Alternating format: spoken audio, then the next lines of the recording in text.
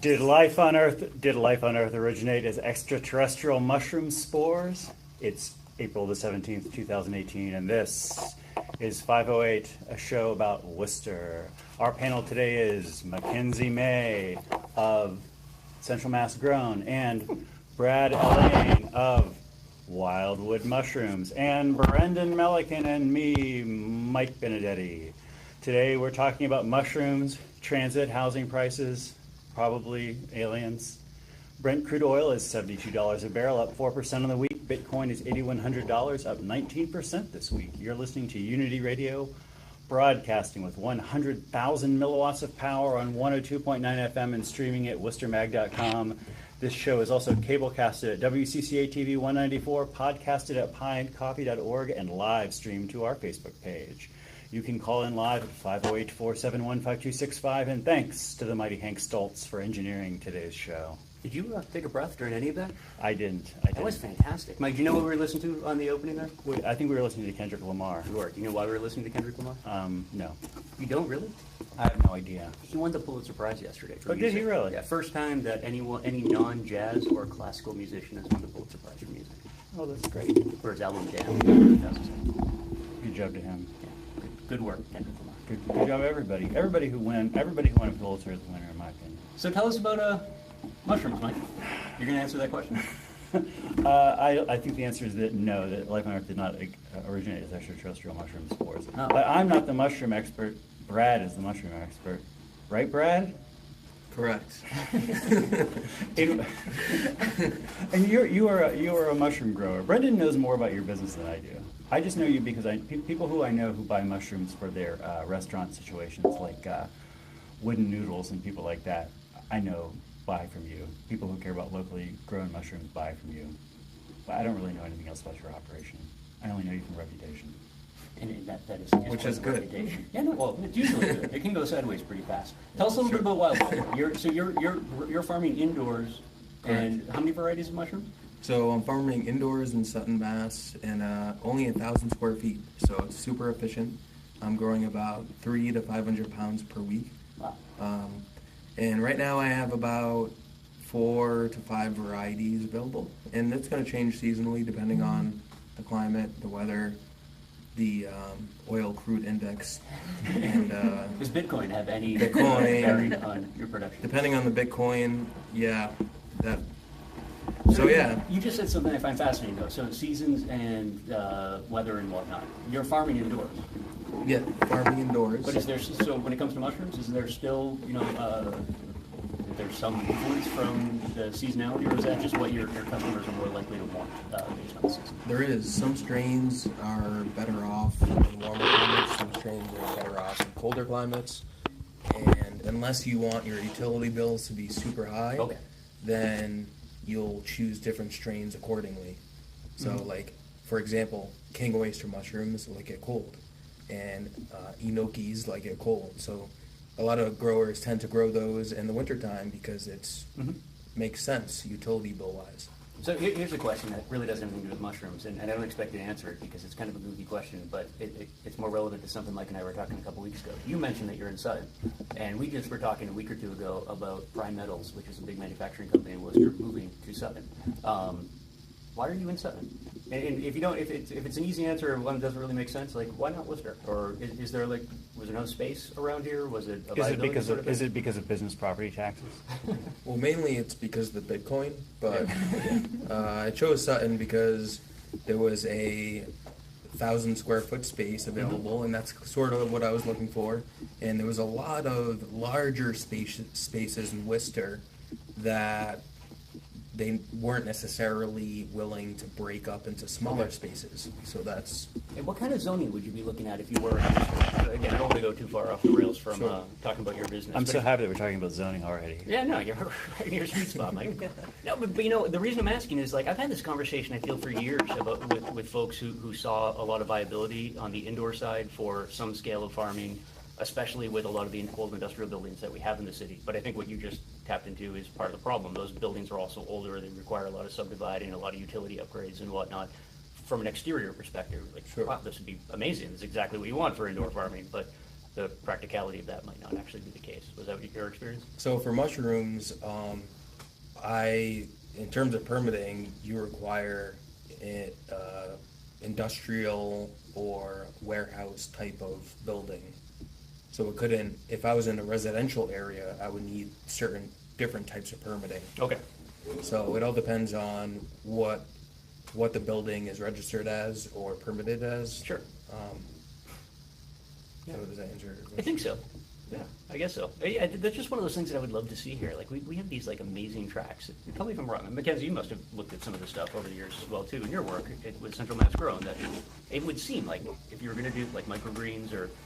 we had talked years ago, Mike, about a kid that went to Clark University, and I think he's out in Boston now, that had developed a system that was it was basically using shipping containers to turn them into like microgreen farms. And I think he's out in Boston now, but his idea was mostly for like a chef could basically take one of these units and put it on their property. You can just drop it. You can just drop it in the parking lot of the backyard of the restaurant, and you can be handling all of your production Yeah. for microgreens and whatnot. It seems like that would be genius for a lot of the space, old industrial space that we have here in the city. But Yeah, well, I mean, you would have to have a bunch of restaurants interspersed in the old industrial space in Worcester for it to make any sense. Well, for that part, yeah, but I mean, Oh. it's not like we haven't opened 50 restaurants in the city just in the last year alone. Like, you're doing pretty well with local restaurants and venues, right? I mean, Yeah. Is that a significant portion of your business now, or? I would say it's farmers markets haven't really started up yet, so that's the only portion of my business. So eventually, farmers markets. My business is a little diversified. I also do a CSA. Okay. So CSA, direct to restaurant, and then direct to consumer with farmers markets. All right. So farmers markets, I'll be in Roslindale, Lexington, Dedham, and Natick. All right. And then the CSA is Don't tap the table. It's like drumming with the rest of the microphones or the ear goggles. so the CSA is Coddleton Farm, which is in Leicester. Okay. So you can look that up on the internet. It's a female-run, chemical-free CSA, which one of the only CSAs in the area that supply mushrooms as well as part of the share. So check it out. And so you mentioned the CSA. What restaurants can people find your products in now? The restaurants, Coomerspec, Dead Horse Gotcha. Hill, All right. Dead Horse's sister restaurant in Shrewsbury Street. I still don't know how to pronounce the name. Simgen? Sounds good. All right. Incredible bar program, dangerous bar program. The Muse, craft cocktail bar right Mm-hmm. on Main Street. The Civic, and then Homefield Brewing in Sturbridge, and then a bunch of restaurants in Connecticut. You can visit my website at wildwoodmushrooms.com and see the whole list of restaurants that I'm in. And for the mushroom fanboy and girls out there, what are the strains that are growing now? Right now I have a bunch of different oysters: golden, blue, pink, king trumpets, lion's mane, and I have some secret strains coming out that you'll see. New cutting edge stuff. Cutting edge. Extraterrestrial type stuff. Involves Bitcoin. Awesome. Did you have another question? I've got lots of questions. Go I ahead. want to hear Go what you ahead. have to talk about. Go ahead and ask. Well, I feel like. Do we want to interview Mackenzie in this segment too, or wait till the next segment? Let's surprise everybody in the next segment. What else do you got lined up? Well, I wanted to talk about, like I said, I wanted to talk about, I want to talk about the idea of leaving Worcester. I wanted to Are you talk. leaving? I'm not leaving Worcester, okay. but I think whenever we inaugurated this current series of Unity Radio shows, I sort of gave the sales pitch for why leaving Worcester is the most Worcester thing that you can do, That sounds about right. contrary to popular opinion. And I've been working on this as an essay because Chris Humphrey, who I think is one of the greatest Worcesterites of all time, as hardcore Worcesterite as you can get, is fixing to move to Philadelphia, the trader. And he felt bad about it, of course, as he should. At least did not go to Holden. Then I told him the theory of that leaving Worcester is the right thing to do, and he felt very consoled by this. So I thought I need to write this up as a real thing. Why is he moving to Philly? I don't want to spread his personal information Oh, come around on the Get show. personal. I mean, Cheap airfare, American Airlines. That's what it is, right? He just knows he can come Can you back fly? easy. I think this was before American Airlines. He's really a trailblazer on the idea of going to Philadelphia from Worcester. He said he was going to do it, and then suddenly American is like, hey, We want to get you back. We want to get you back. Yeah. You were just telling me about this idea that people should start flying to Philadelphia, then taking the Acela up to New York, and then flying from New York back to Worcester. What I was suggesting is, and I need to see the schedule breakdown, which will be a while before it comes out, but I have in my head that you might be able to come this fall, right? Because JetBlue's going to be flying to New York. So in my head, you might be able to take a flight down to Philadelphia, train up to New York, and then a flight from New York back to Worcester. Before you might be able to do a round trip, whatever train ride from Worcester to Boston and back. And I just think that's a pretty novel idea.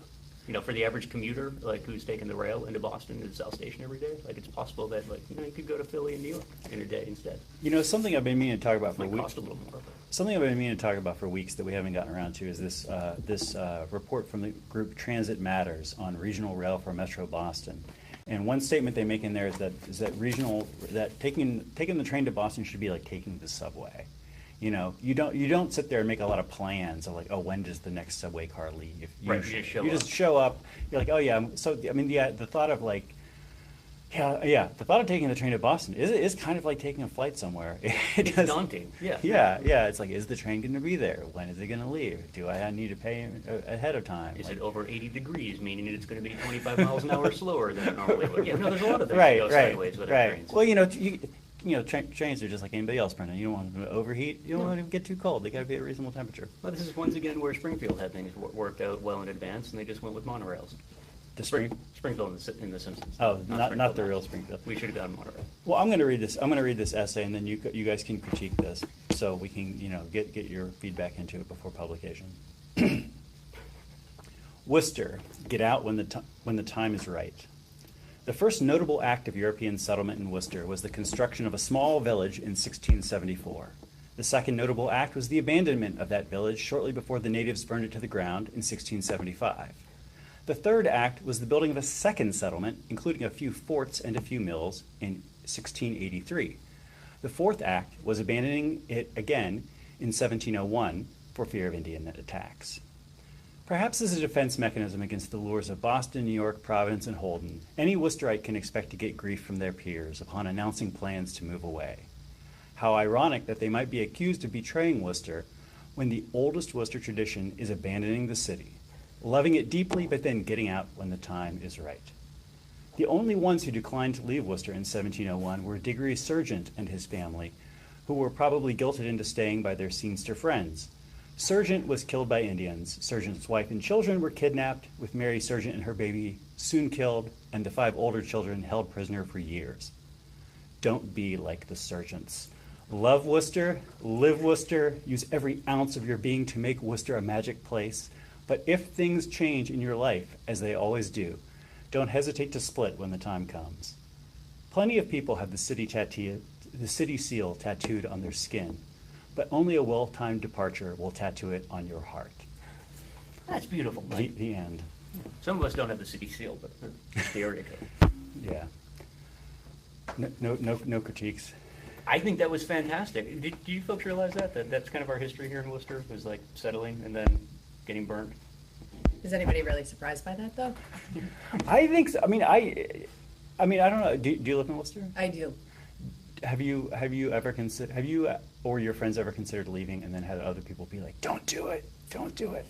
I guess no. I'm the last of my kind. Everybody else has left, so all of my friends would encourage me to do so too. Well, there it is. But so you are being like, how's that working out? Being like the Sargents? It's You're not currently on fire. I'm not currently on fire, and if I burn down, I'm sure one of you will come to help me. Yeah. And if you get decapitated, it's like, in some ways, it resolves all your problems. It has some downsides, but Completely. it's a quick process. Yeah. It's not like being kidnapped. All right. Where's this going to be published, Mike? I think we're going to run this in Happiness Pony coming up because Don't discount the Pulitzers. You just got to get it out there, so someone. I just got to get it out there. That's basically my feeling. I'm going to guess there was a time where Kendrick didn't think he was going to win a Pulitzer either. Mackenzie, we got a couple minutes before the next break. Can you tell me about Central Mass Grown? Sure, I'd be happy to. So Central Mass Grown is a buy local organization for Worcester County as a whole. So we educate and promote farmers across Worcester County. A couple of fun, fast facts about Worcester County, because you might think it's just rock in Worcester, apparently. but there's actually about 1,500 farms across the entirety of the county. That's way more. That's about an order of magnitude more farms than I thought there would be. Isn't that amazing? I was thinking you were going to say like 100. No, 1,500. And we're actually 6th in the nation for direct consumer to farm sales. So we're a bustling county for agriculture. Wow. I mean, I guess I feel like, one of my housemates works on a farm nearby, and I know a lot of people who do the CSA business. I know people who do the Wood Noodle pop-up who buy mushrooms from you. And I just thought it was just that like I lived amongst this strange small group of people who were very into the buy local thing, and that nobody else cared about it at all. Or that I lived among the few people in the whole county who had anything to do with farming, and that nobody else had anything to do with it at all. It's pretty amazing the number of people that do care about it, and it is absolutely a social trend right now. I'd say it's trendy to buy locally, but we've been doing it here in Worcester County for a really long time, and people up and down are passionate about it. What does promoting that look like? So we produce a local farm and food guide every year, and that actually just came out a couple weeks ago. So it's basically a directory of contacts and resources for people as far as where the farmers markets are located across the county, who grows what and where. It's a resource guide to connect consumers to their local producers. So we do that, and social media, newsletters, and I go to copious numbers of events across the state, really promoting what people like Brad do and where to buy their products. Do you make it out to the farms very often? So I was a farmer, and now I'm a retired farmer. So I get a little depressed sitting in my little basement office, and I'm really jealous of what people like Brad are doing. So yeah, as often as I can. We're going to ask you some more questions here in a minute after the next commercial break. This is 508, Worcester's Libertarian Voice. We'll be back in just a second for more. That's my favorite. I'll have you know too that probably you may not have noticed Mike got a little giddy when you said Worcester is nothing but rock, because Mike really deep in his heart wanted to pause and say that he knows for a fact that Worcester is nothing but metal. That's what, whenever you said Worcester's nothing but rock, that's what I thought you meant for a second. I was like, wait, are you saying we don't have like a vibrant hip hop scene in Worcester? Are you shaming me and saying cloud This is a boxing? soil. Come on, This is a what's going soil on here? issue. All right. Yeah, I was talking about the actual rocks. So what's your lineup for involvement with farmers markets this year? My lineup? Yeah. I will be running the Shrewsbury Market again, Okay. so this will be the 5th year, and I started that just as a volunteer out of the goodness of my heart, apparently, and I'm still doing it, but other than that, I just promote markets, and I'll bring guides to markets, but I don't necessarily have a hand in, I do not have a hand in managing any other markets except for Shrewsbury. Okay. Yeah. And like, just curious, like, what are your top farms in Worcester County? Oh, that's a hard Like, not you. Obviously, you can't see your red deer because you live them all exactly the same. That's right. But like, besides Wildwood, obviously, like, what's your number Careful, two? Brad. What's your number two farm in Worcester County? ooh. Number two most interesting farm. Number 2 most interesting farm. Yeah. All right. Well, can I do categories? Yes. Okay. So pick your own is Okay. Tugis Family Farm in Northborough. That rules. Yeah, That I've place worked is there great. for 4 years, so Uh-huh. they're my people. Oh, you're biased. I am so biased. But I'm biased towards all my farmers. I love the wholesale dairy industry, and so Okay. many people don't get it, or they think that it's animal torture. But dairy, they steward 75% of our agricultural lands. 75%. Without them, we're done. Yeah. We're definitely moving. So I love Whittier Farm down in Sutton. Okay. You should have a really good relationship with them. Still Life Farm in Hardwick, because they sell at the Canal District Market. They do all the crazy types of fruits like currants and gooseberries, and they grow their own eggs. This is a dairy farm? No, they're This is just, just they're just a oh, specialty oh, farm. okay, okay. Whittier Farm is a dairy farm. Okay. They do wholesale dairy, and they also grow vegetables. I thought for a second there was some sort of synergy between dairy and the current industry, and I was like, something about cows and currants really work together. I don't know. I think we're coming back here in a second. Maybe.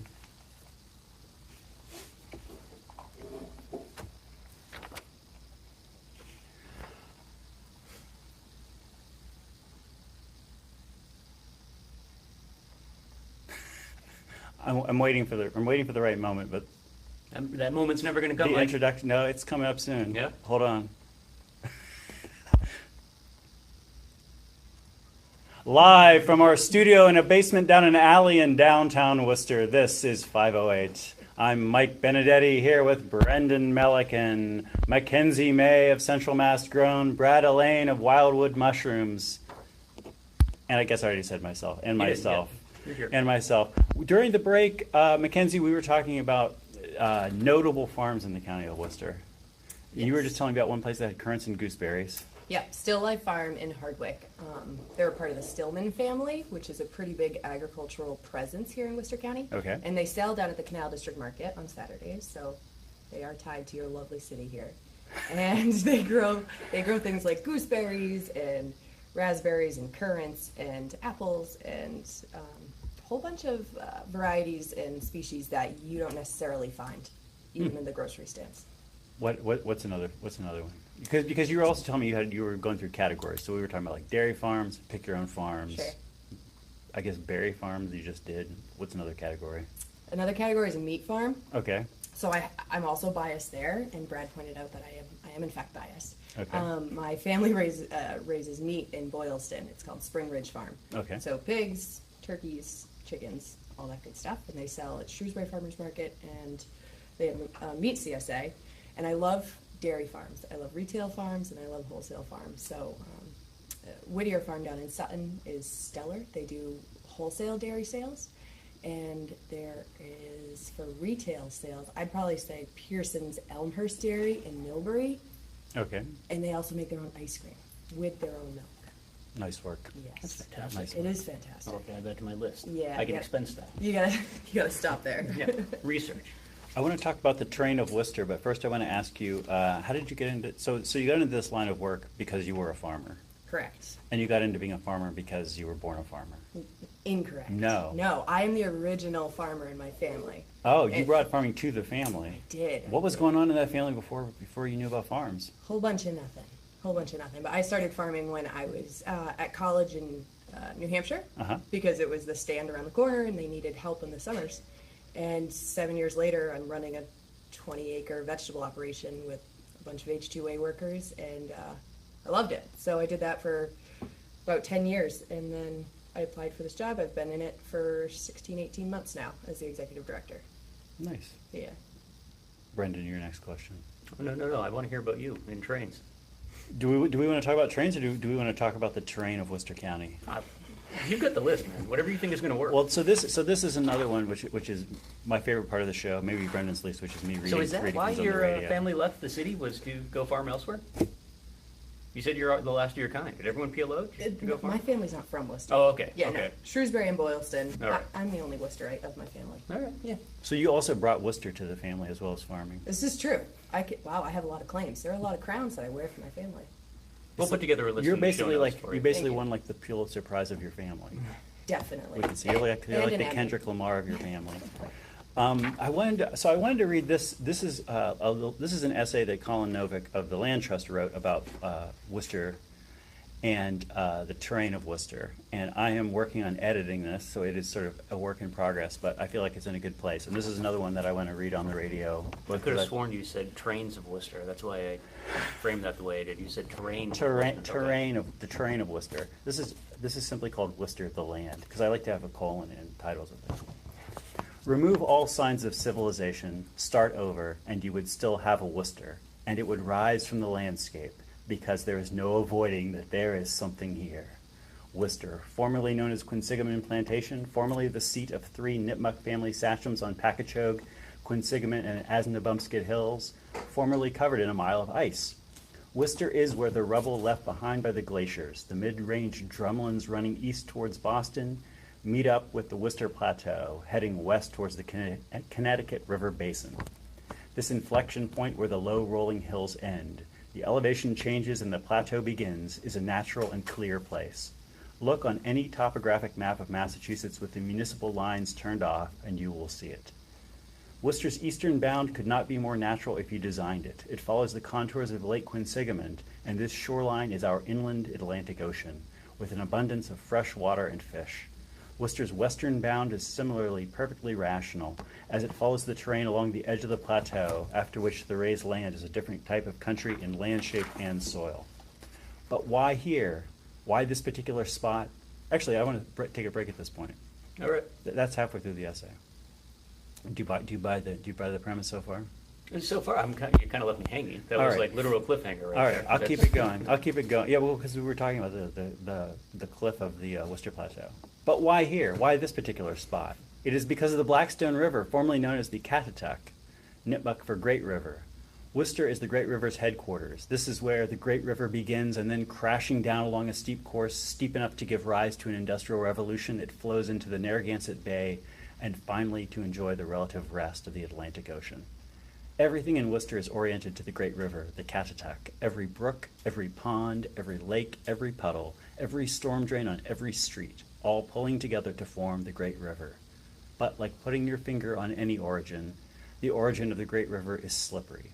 The Nipmuc name for the river was compromised by the Europeans to Tatnick, the name of the village in the northwest corner, and this seems to indicate that this place in the northwest as the source, looking back to the very first trickles of water.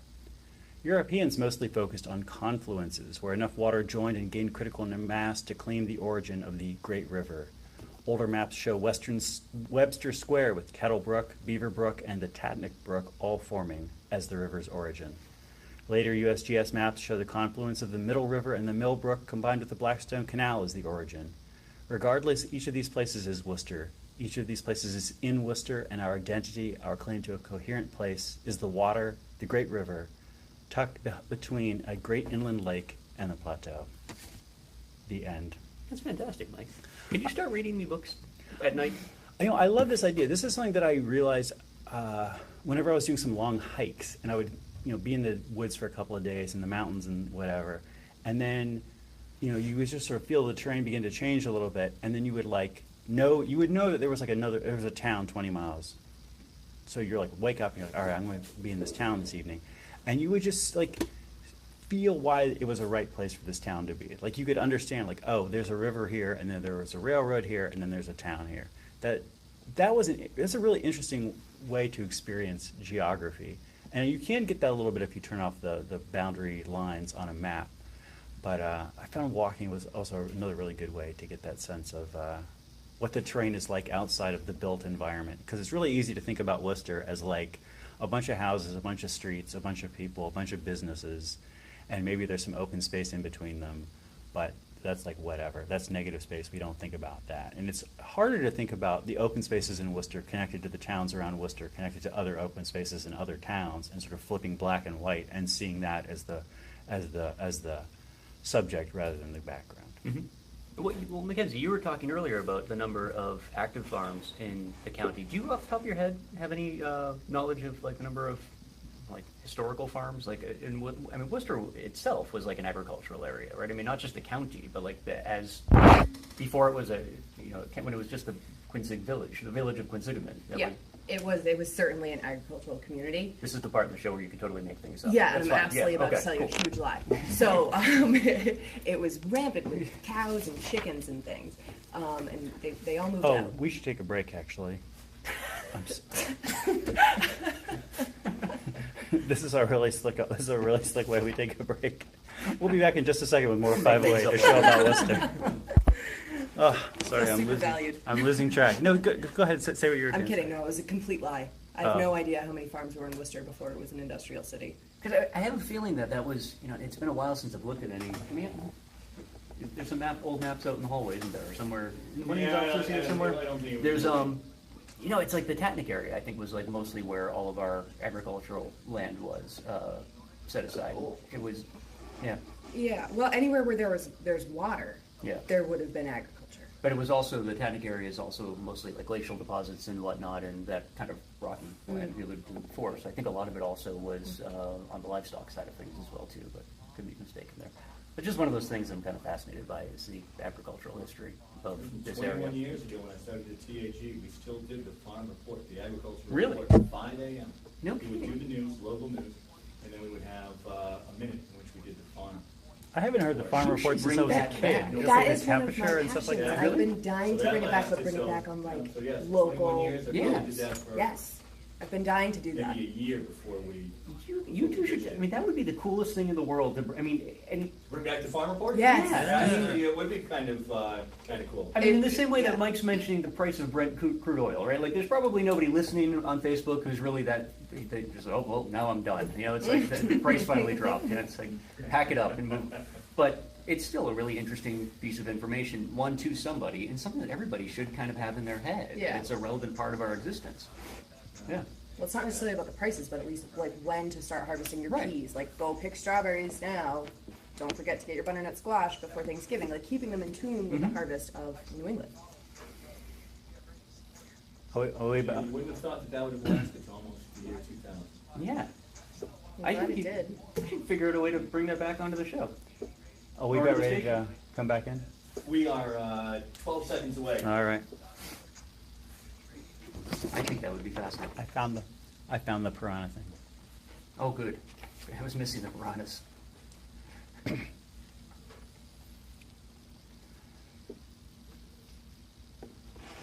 Thrill of a lifetime. Thrill of a lifetime. Get your ticket and come in. Killers of the Amazon can devour a cow in a matter of seconds, can leave nothing but bare bones. First time shown in your city, and you may never have the chance to see it again. Alive, alive, alive, the deadly piranhas. $10,000 reward if not absolutely alive. Never before shown, and you may never again have the chance to see it again. The most terrifying flesh eaters from the deep. Brendan Milliken, Mackenzie May of Central Mass Grown, Brad Allain of Wildwood Mushrooms, and myself, Michael Benedetti, on the 508 show on Unity Radio. I love that. Like, I love that. I Makes love me that. happy. Thinking about piranhas. yeah. It's always You ever exciting. think about getting into piranha farming, Brad? I did. The market wasn't quite there. Have you been to, either of you been to the newer, not new, but newer Asian market over in Webster Square? I have, yeah. They have more live fish in that supermarket than at the New England Aquarium. It is incredible. There are walls of just tanks, and not like little fish. I mean, there was one day I went there was live cuttlefish moving around. I'm like, where do you find a live cuttlefish today? Yeah, but like entire tanks of like tilapia and whatnot. I'd love to know where they're getting them from, because it's got to, you're making a face. No, I just want to know I want to know where they're coming from. They're coming Somebody's- from the Boston market. Well, they're still alive though, so these aren't like frozen. I mean, are they? Can you buy a tank of fish at the Boston? I've never been up there. Like, Probably. okay, Can I make a plug? sure. I'm gonna plug. The Red's Best Okay. is actually, they aggregate from about 1,000 different fisheries Mhm. off the coast, and you can actually buy completely traced fish. So that's where they should be getting their fish, if that's Right. not where they're getting it. I was thinking there's just some dude in Maine South who like got sick of cleaning his above ground swimming pool and converted it to a hydroponic setup, and he's just growing tilapia down there. I could buy that. I could buy that. Yeah, you lived with somebody who was raising bees in the middle of Maine South, so yeah, it's a perfectly reasonable. Yeah, thing. I've had many a dead bee at my house. No question. I have an article here from the Portland Tribune called "How to Make Apartments Cheaper." This sort of goes back to something that we've been talking a lot on the show, which is how to make apartments cheaper, how to make housing cheaper.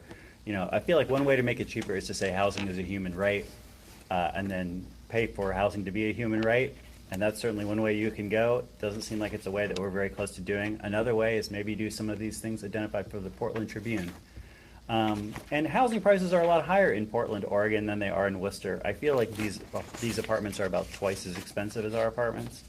So I think that probably we could just take these cost savings and cut them in half and think that's something we could maybe do in Worcester. They have one which is use cheaper materials, which would save you $17 a month. Not really a huge amount. They have one, reduce car ownership, $31 a month. That's basically saying that requiring less parking being available for new housing construction. Sure. And this is something that I think the city council has done on and off for in recent years, right? Especially Mo Bergman. What's that? Is just try to lobby for there to be certain districts of the city or for certain new business construction to say, okay, they can have a smaller house, a smaller car.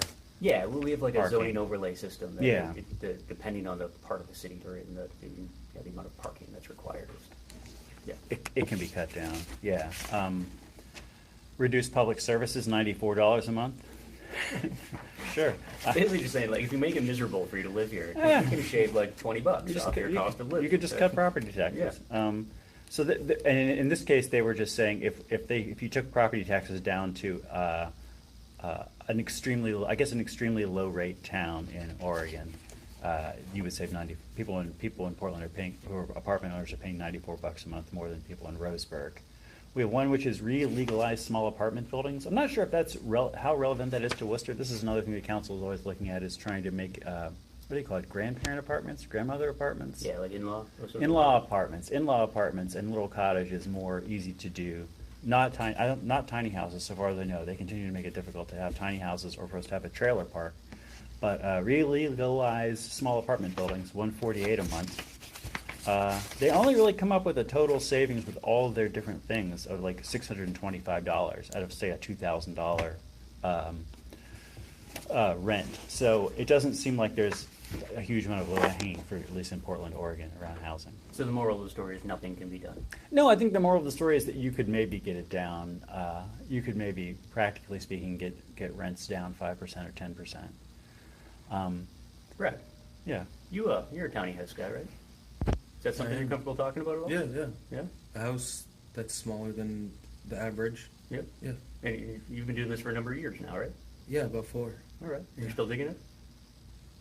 Yeah. You seem a little on the edge It's there. tough. It's tough, but Yeah. I've been living in a tiny house for about 4 years, 128 square feet, about the size of a parking space. All right. Yeah. But you have that located in an area that's a little bit more suburban or rural than, say, Worcester. Yes. Would you Yeah. consider that sort of mode of living something to be viable in an urban area? Yes. All right. I mean, that is something that I worry about, because I can imagine if you were living in, like one of those Japanese capsule apartments even. Yeah. But you were living in the middle of a beautiful forest, then you could like get out of there, put out your lawn chair, and like not feel crazy. And then when you want to watch some Netflix with your girlfriend, go into the little coffin apartment or the tiny house or whatever, and there you go. But that if you were living in Worcester and you left your tiny apartment to live in this intense city bearing down on you and noise and people and everything else, that you would never have a moment's peace. So the cool thing about living in a tiny house is using your community as your living room, so to speak. So going to the laundromat to wash your clothes, or going to the library to use a computer, going to the fitness center to shower, using your community as a way to live, rather than having a larger house and having everything in one building. So as a community standpoint, I think that living in smaller spaces is a much more healthy alternative, because it gets people out and talking more. See, and going back to what you were just reading, Mike, I think that's kind of like where a study like that misses the mark, right? Like that was all focused on what can we take away from people that will shave $20 off of their cost of living per month. Whereas the flip side of looking at that is like, how can we get people to use more services that already exist, make them more valuable and viable by actually supporting them, and then in a roundabout way, shave off the cost of living. Yeah, I mean, I think that proposal is obviously very practical, and that's how people live in like Manhattan, right? You have a tiny apartment, but you not necessarily have like a big, like full-scale bar in your apartment, because chances are you live above a bar, Right, or you live right. next door to a bar, or a library, or a restaurant, or a park, or Yeah. whatever. So you can get outside, and you don't spend all your time in your apartment, because your apartment is probably smaller than you want it to be. But you got a lot of other places to go. But it seems to me it's like a chicken and the egg thing. Where first of all, Worcester doesn't have as much amenities as Manhattan. True. So if you were living in a tiny house, or if we took an SRO in Maine South and we decided to like turn it into a bunch of tiny houses next to each other rather than a bunch of rooms next to each other, like over some number of years the amenities would develop. But for the first wave of people living in that building would be very unhappy, Yeah. and they would be alienated from themselves as a society, like we were talking about last week, and then they would become opioid addicts. And then we're area. Now you got two problems. Total downer here. Brendan, that's what tiny houses gives you. People become junkies. No, I'll be honest though. I actually think that there's some something to be said for trying to figure out a way to pilot something. Like there are so many, there are enough even downtown, like in the kind of core of the city, where services like the ones you just mentioned that make like a what anyone would consider a normal quality of life possible are even within walking distance. And they're just, they're from properties that have been demoed over the years or whatnot. There's spaces where you could fit a dozen, homes the size of yours, and even as a pilot program, I think that'd be actually a pretty cool thing to do. It is all about density, right? But it's then measuring what kind of infrastructure do you need or want to actually support that density. Well, so Brad, correct me if I'm wrong, but I feel like the issue with living in tiny houses in a lot of areas is that a tiny house is, in the eyes of the law, a trailer, and that there's plenty of places that have outlawed trailer parks. And so because of that, they're just like, just because your trailer is like made out of wood rather than aluminum, too bad, kid. You're not living in Worcester. Does that sound about right, or does this sound like I'm making something up? I'm not going to speak to that. Okay, that's fine. That's fine. You don't have to talk about My zoning. lawyer told me I could not. But you know, that's also so. But I mean, I guess I just mentioned that, like, that's the thing. It's like it's like this thing of like, should we legalize owning a chicken in Worcester, right? And like the answer is we definitely should. But whenever they started to go into the details of like, well, what if we're going to have inspectional services come and check on your chicken, and suddenly it's like, well, now it's going to cost us like the city like $1,000 a year for like every inspector. chicken, right? For the inspector to inspect every chicken in Worcester, because he's going to be inspecting like 6 chickens, and he has to have a full-time job. And like, I feel it's just a similar thing where it's like, we should, like, tiny houses are beautiful, tiny houses are great. Of course, somebody should be able to like have a tiny house in their driveway. Right. But I also understand that the city definitely does not want to have any trailer parks in the city, because you know what you get with the trailer parks, Brendan, is you get trailer trash. If you don't have trailer parks, you just have a lot of people with other problems who may not have a lot of money causing problems. And one of your friends. But you don't have such an exciting name to call them. It's trailer trash. I think that the problem is that people call them trailer parks rather than just smaller, efficient housing communities. So there's a stigma behind trailer parks. That's a negative stigma. There is. Right? So that's part of the problem right there. I want to move on to houseboats. Are there a lot of trailer parks in the cities around Like Worcester, in the Quinsigamond, towns right? around Worcester? Yeah. What's Or- that? Are there a lot of trailer parks in the cities around Worcester? There's a handful. There's still Or one. small, efficient housing communities. Are there a lot of efficient housing communities in the cities around Worcester? I think we do better. Planned efficient housing community.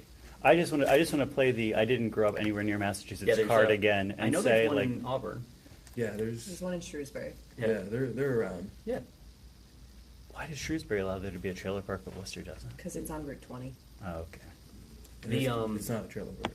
And Lake Quinsigamond, that would be the Lake Quinsigamond is just crying out to be turned into a large efficient housing community. houseboats.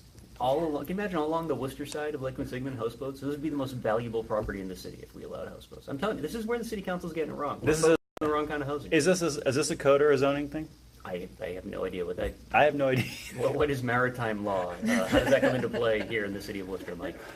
Any thoughts on maritime law in Worcester? I think we should do away with it. Okay. You know, this- Hank is in favor of piracy. This gets into a proposal. I remember this was being discussed seriously for many hours during the times of Occupy Worcester, when they were trying to figure out where are we going to move our camp to after Right. the state crashes down on us camping out in the state park we've been camping in. And the one suggestion, I don't remember who came up with this. Maybe you came up with this, but some genius came up with this. Was you do it on a boat. You do it in Lake Quinsigamond.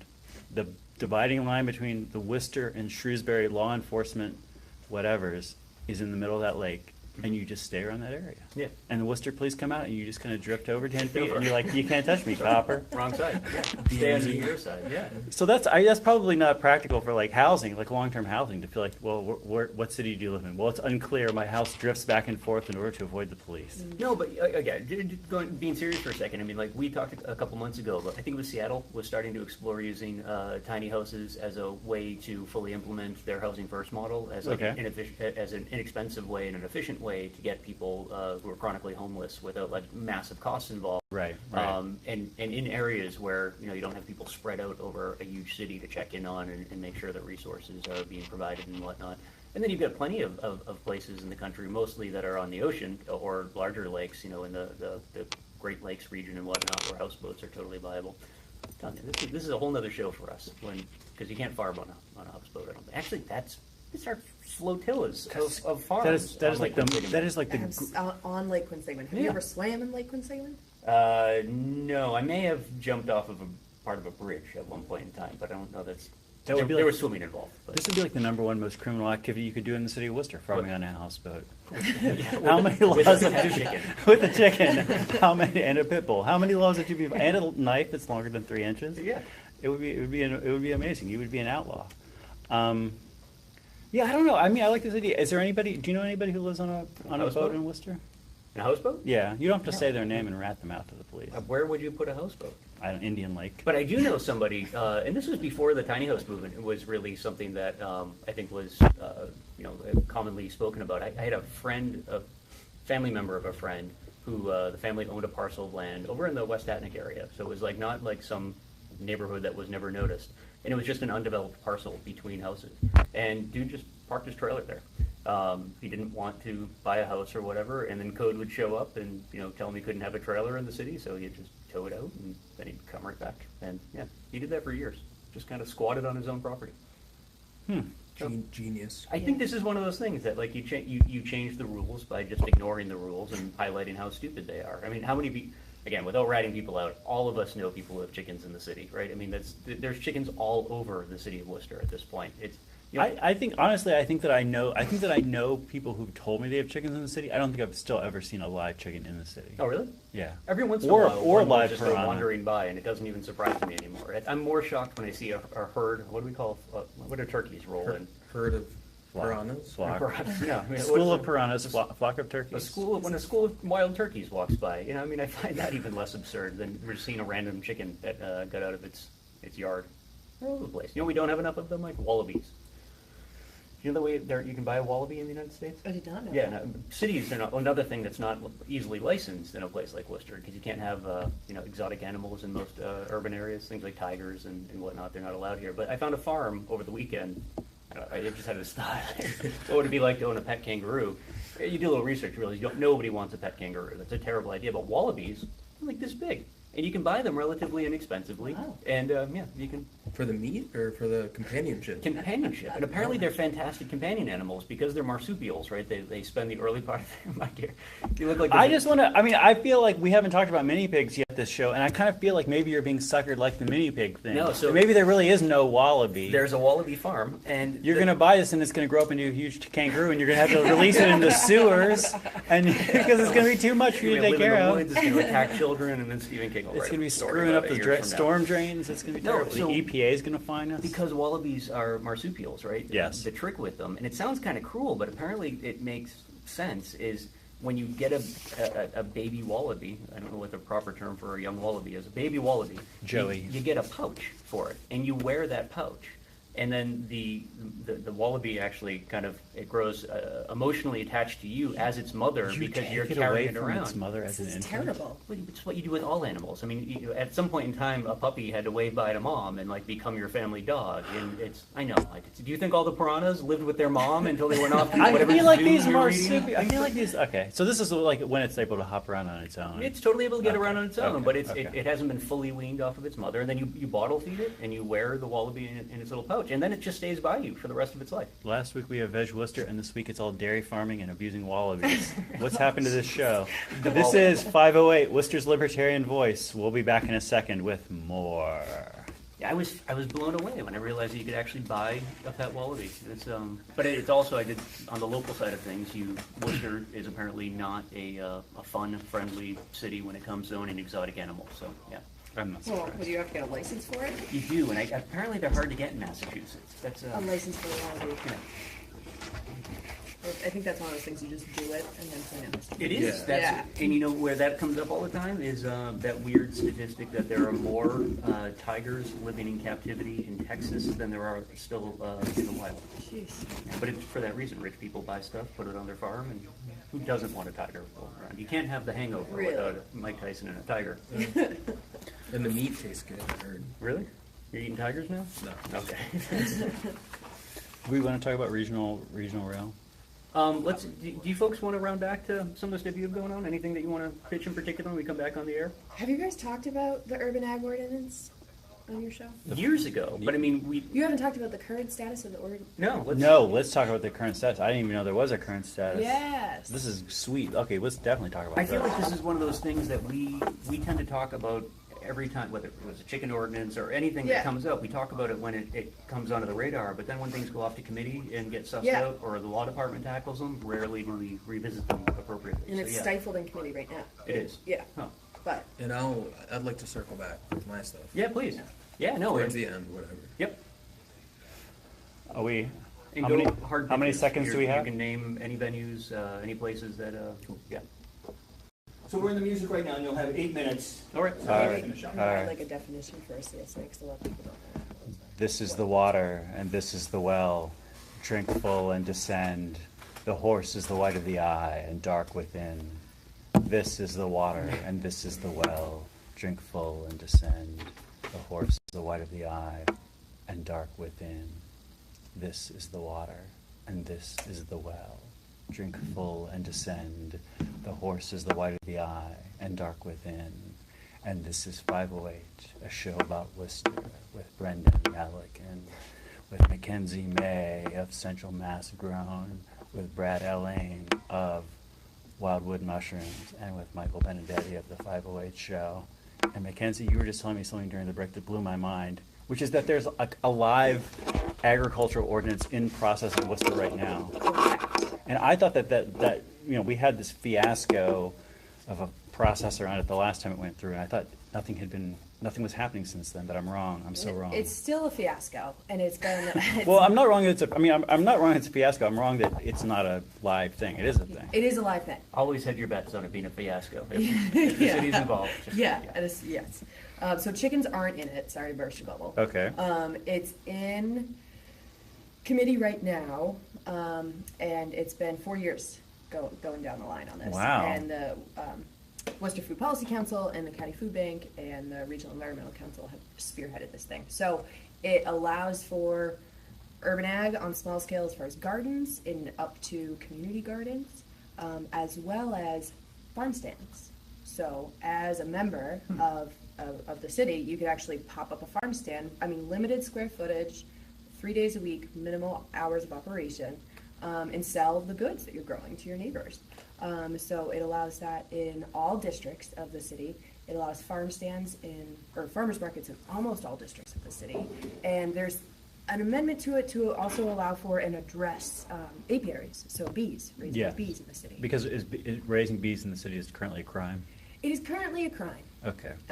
but it's currently done. It is definitely done. It is absolutely done, and there are a lot of people, including State Rep Mary Keefe here in the city, who raise bees, and she She just does it and hold it. Right over the line. yeah. So it's moving forward, and we have a lot of support. And we had a meeting with Candy Carlson on Friday, and she's in support of this, and there's a lot of support. So we're hoping to see it come to fruition, hopefully soon. So this would be legalizing. I mean, gardening is currently illegal in Worcester. Is it? I don't know. I think it's such a gray area. As long as you don't talk about it or sell a cucumber to your neighbor, I think So you're Whoever okay. thought that we would live in a universe where weed was legal to grow weed, But not a before growing tomato. tomatoes. That's actually the universe we live So this- here in so- bizarro Worcester. So this would be focusing on commercial gardening, though. This would be legalizing commercial gardening. This would be legalizing commercial garden up to a certain square footage. It's like Okay. 2,500 square feet. Has to be behind your house, can't be on the side, can't be on the front. But Okay. that is also, there are stipulations for just your garden growing. If you want to sell your cucumber to your elderly neighbor who is not physically capable to do her own gardening, technically that's not allowed right now. When we bought our house, probably 13 years ago now, the first thing I did when we moved in was planted like little baby popcorn up and down the walkway. I thought it looked really cool. I just found this heirloom variety that had like really nice red and green variegated leaves and whatnot. And people It were was great. It did look really cool. People were horrified though. The number of neighbors that came by, they're like, "You doing this to the whole front yard? Like, I'm gonna have sheep roaming around and whatnot." Like, it was the craziest reaction I've ever seen. I just thought it was a really cool looking plant. Like, I mean, I think I got 1 ear of corn, right? I mean, it was growing in terrible soil that had been polluted with, lawn fertilizers for years, and but it looked nice. I mean, It you did. see It was when very it's kinda decorative. cool. And oh man, Yeah, did God it make forbid. people angry. God forbid you plant anything that you can actually eat, because Yeah. then you're really going to upset your neighbors. Which is, I mean, that's something that's always joked about too, especially in warmer climates, right? Like when you plant, municipalities plant trees, like on sidewalks. Like, why wouldn't you just plant fruit trees, right? That like somebody could just walk by Right, and right. pick an orange or an apple or whatever. It just seems like apples might be hard, but yeah, there's plenty of places where citrus just grows. Just grows. We should be doing Like that. Florida. Like Florida, There's people in Worcester. I mean, but only in the fields, right? Leave it in the fields. We don't- Speaking of bees, in one household that I lived in Worcester that had an illegal apiary going on, then our neighbors used to grow citrus trees like large pots. They would move them inside during the winter, and they would bring them outside a lot during the summer. And they grew okay. I guess they were probably dwarf lemon trees and dwarf orange trees, but they had fruit and they seemed to grow okay. And the main reason we knew they grew okay is because our honey tasted so strongly of citrus. It was the best. It was the best honey. Like as a vegan, I normally don't eat honey, but these bees stung me so many times that I was like, "You dudes owe me. You owe me so much. I'm taking a little bit of, you know." That was terrible. We did a show on that property years ago, and it was the most. I'm terribly allergic to bees. I'm also terribly lazy and don't own an EpiPen. So anyone out there who would want to ever kill me, that's the way to do it. And go unnoticed. Just need to get a bee somewhere near me. Throw a bee down your shirt. Yeah, it'll be easy. We did a show with the person who was keeping the bees, and it was just this constant swarm. It wasn't a swarm, but like their flight path was basically inches above our head, just like flying Right over through my the head show. constantly. It was the most terrifying experience of my great life. Like I kind of loved it, but at the same time, it was a slight breeze. One of these was coming straight for me, and I would have died on the show. Wow, you almost died on air. That's a sacrifice. But I guess my point was really just that, though, that I don't actually care, right? Like it blows my mind that people think that like the danger of bees is something that should keep people from raising bees in the city. We got to wrap things up. But thank you very much, Mackenzie May of Central Mass Grown and Brad Allain of Wildwood Mushrooms for being on 508 today. Thank you also, Hank Stoltz. Brendan, everybody at home watching on Facebook, we'll see you all next week. I hope so. Bye-bye. Thanks for coming in.